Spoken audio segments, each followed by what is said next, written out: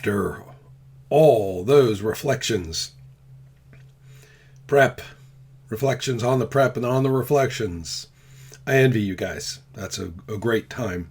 I get a lot of the same thing with just discussion, but it's real nice to have that interaction available for everyone.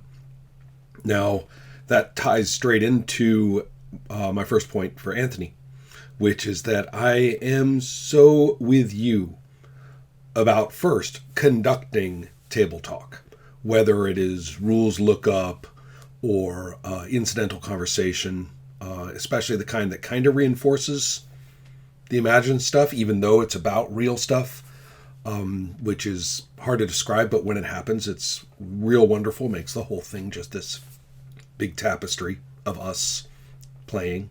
And then taking it a little further, which is when we depict play, when we make play public through recording in our case. Well, I cannot agree with you more about the staged, slick presentations of role-playing, which I like to describe as actors playing role players who are themselves behaving as actors toward their characters. So you get this kind of large thing, layered thing, which itself is basically just a skit for an audience. And I can't identify it with real play at all. The analogy to porn seems apt. High performance, high gloss, high production value porn isn't sex. So let's see. We have a couple more things. The characterization involved. One of these days, you and I are going to have to parse out these kind of barbs I sometimes perceive, or at least, kind of hot potatoes regarding character versus story. Not real sure we've managed to communicate about that in the past. Might be fun. I hope. Hot potato fun. Well, one of these days. And then the cool thing is that Anselm, your character of the moment, it's really wonderful to watch, him do his thing. And in most role-playing games, that's all about the vindication. The paladin is here. The paladin will deliver the Disney message. The paladin will pronounce moral statements and shame some individuals. If he can't shame them, then he will at least, force them socially to do the right thing. And how's that going to go? In this game, the tripwire mechanic did a very fine job, not actually by coming in orthogonally, especially when you kind of back up and realize where you are coming from with the character and stuff on the sheet about the romantic point of view.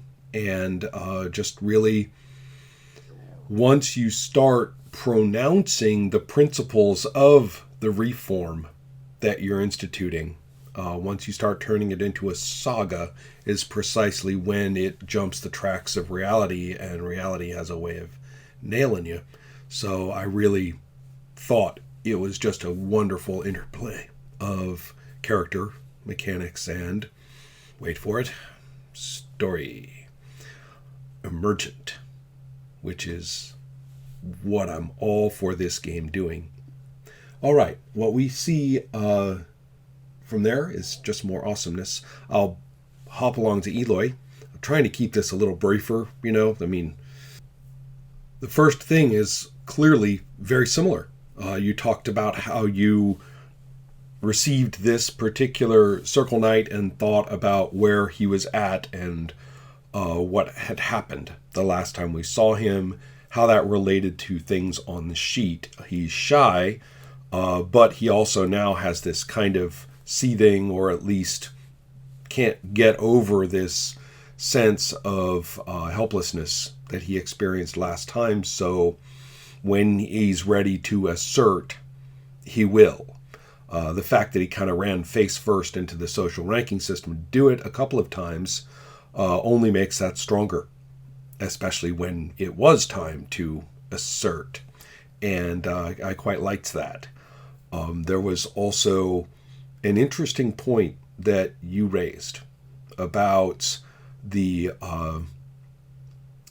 engagement that one has, and you were a little hesitant. You weren't ready to diagnose it entirely, but I want to jump to the principle that you at least suggested, this notion that individual engagement is opposed or alternative or somehow has a zero-sum relationship with communal attention. I don't think that's true. I think that we're talking about very complementary things. So to be a little harsher, I'm talking about being self-involved rather than oneself, equally oneself, engaging with others. So take that as you may. Another thing, as long as I'm being argumentative, you may have misread a portion when you talked about the possibility of a GM playing with one player. That's emphatically not what the game is designed to do. And it also has this better effect, I think, with a substantial number of people. 3 players works wonderfully for the dynamics I'm talking about. 4 is perfectly functional as well. I consider 2 players and a GM to be extremely minimal, dangerously minimal for the game, for a number of reasons. There's a big pool of characters. There's a lot of room for picking and choosing who you want to play. Played before, not played before. Many of the characters will therefore be played before by somebody who didn't make them up. And so, anyway, that whole dynamic is kind of absent. I mean, you guys are finding pieces of it, just seeing each other play characters, and I still think there's maybe this sense of, I'm playing your character, let's see how I do with your character, that it may be completely impossible to get away from at first, but the size of the group and the fact that you don't have all the characters available to everybody after the first session. Well, anyway, I promise not to be all critical and everything in Carp, and here I am doing it. So that ties, though, to this issue of communality, the notion that one is very much oneself and very much engaged in all the romantic immersion you want, all the starry-eyed, wonder, the magic of role-playing, everything in the context of doing it with others and knowing what's going on with them.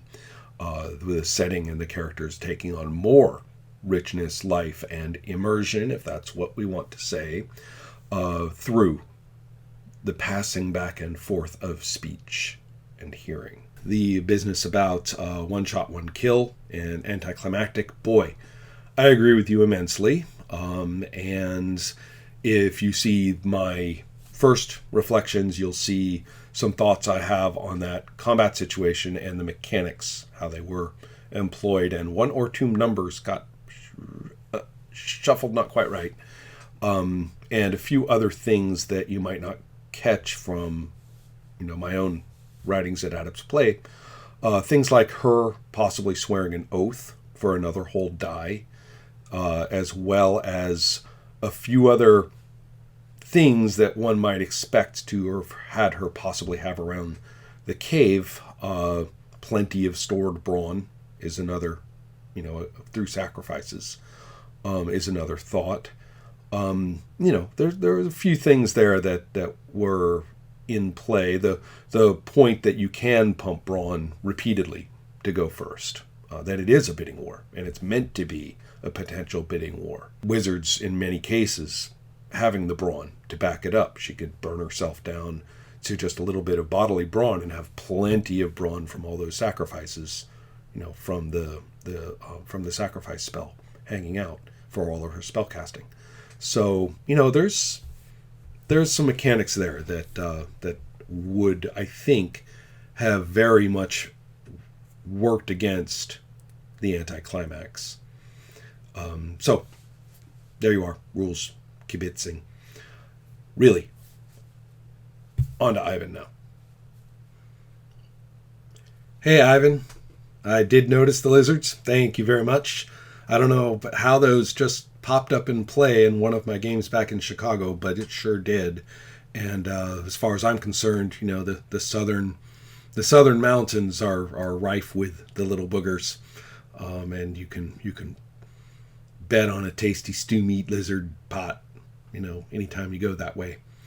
Well, I noticed a few other things. I believe that a bumper sticker should be coming your way, prominently displayed on the back of your pickup truck, more squick, and that's fine. That brings up sort of an interesting point. I don't think I've ever talked about it with you guys. A lot of my circle games have had some sex in them. And I don't mean really very over-the-top-ish, now we go to the sex scene play. In fact, very little of that. More in terms of just we know the characters are up to such things. They refer to them casually, or they have interactions with characters that indicate those interactions. You get the idea that the Circle Knights are an earthy bunch, just like everybody else is an earthy bunch. And I've seen that actually in play a few times, and so I was, kind of watching, and I was thinking, wow, okay, so 4 sessions, these are pretty fun. Then I was going, that's funny. Yeah. Okay, this isn't in this game. All right, good enough. It's sort of the opposite of Squick, though, because, the Squick stuff, the harsh stuff, the grim stuff, all those are like real, laid on. This is what we do, wham. Opening, cold open with the pole is no joke. But the kind of play that I've seen with Circle of Hands regarding sex is very much the opposite in its normalization. It's, there's lizards in the stew pot, and then, the Circle Knight, is pretty much presumed, or this guy anyway, or this gal is assumed to have hooked up with somebody in the interim, as play gets going. Not even like brought out in a big way during play, but that's how the character rolls. Okay, so that said, just an interesting comparison there. Let's take a look at the big point that you talked about, which is the contingency. Contingency for the GM, especially. The contingency of playing your characters. The character is like this, it's settled. You wrote it down. He's got these things, and you find that you can express those things under pressure, producing variable responses. They're still those things. The guy is still vain. You're running with the vanity, and you're running with how it's been challenged. You're running with how it knows. Somewhere deep down, he knows how hypocritical he is, and is actually benefiting in a dark way from working with this witch. Even though he pisses and moans about it and all the rest of it, this is looking kind of better and better to him, or has done so for some time. And so, in his heart of hearts, he kind of knows that. So the vanity is, poked from within as well, as he has to deal with, these people that he's designated, not us, but other. And that's the trouble with dealing with the other. They have a way of, sort of fueling the inner critique. So he's undergoing all these things, and so he's still vain. So through the course of the session, the vanity is, and we can stand in all those other traits and specific histories for him as well, along with that. All of these things are producing different behaviors under pressure than they did when he was feeling comfortable and at least, in his current position of activity. So the new behaviors are going to be cropping up, and to you, it's like, I feel it. This guy's going to do this, and this was never on paper. It was never listed as an option. It's not in the written scenario, in part 3. It's something that you have developed, responded to, internalized, and now are delivering in its current situational form. And watching that happen is fantastic. The whole game is built to work like that. The mechanics of the scenario itself, from the venture prep through especially the tripwire, and the way that I keep talking about it in the text, which I know you've been very attentive to. And it is very clear that this contingent interplay, oh, look, this rule is in operation. Well, if this rule is in operation, then that interaction is, forced or triggered, whereas this other thing over here could go any which way. And so all kinds of things are very contingent. I really liked your observation that the tripwire does not have to be triggered in an anticipated fashion. I love stating tripwires as just an event with no reference to agency. Sometimes people say, like you did, if they go up the hill without him knowing. And instead, if it's like, if a Circle Knight is on the hill, and who knows how that could happen. I mean, shit, the Lord of Eagles could have dropped him there for all we know. And so having a tripwire stated in such a fashion that really you have no idea how it's supposed to be triggered, or even the default mode in your mind, you don't have to have one. And when you discovered that was the case through practice, was, I think, really very, very liberating, I hope, in some ways. Makes me really wish that one of you would continue GMing, and then that sense of liberation would feed into how you prep next. And I've seen that build process through my own experiences and through others' experiences as GMs of this specific game. And, it would be really wonderful to see you guys do that sometime, or one of you. The intro, I thought, wasn't awkward. I don't know if you referred to it as awkward, and I think you may have just been talking about your own internal state, because speaking as an observer, the cold open of how we got here and then shifting to a bit later was really evocative. And I also think that the players, can't speak for them, but in observing, their sense of motion, their sense of presence, their sense of involvement, the characters as such in those states of involvement was really strong. I mean, much stronger than, you show up and everybody kind of goes into Black Ops mode and starts ducking behind rain barrels and following people and, stuff like that. That sort of thing I find pro forma and genuinely awkward. Whereas here, I really recommend doing it this way. It really strikes hard as the kickoff for the players especially. So that's it, I guess. Amazing, amount of play and talk and thought having gone into all this. Always greatly appreciated.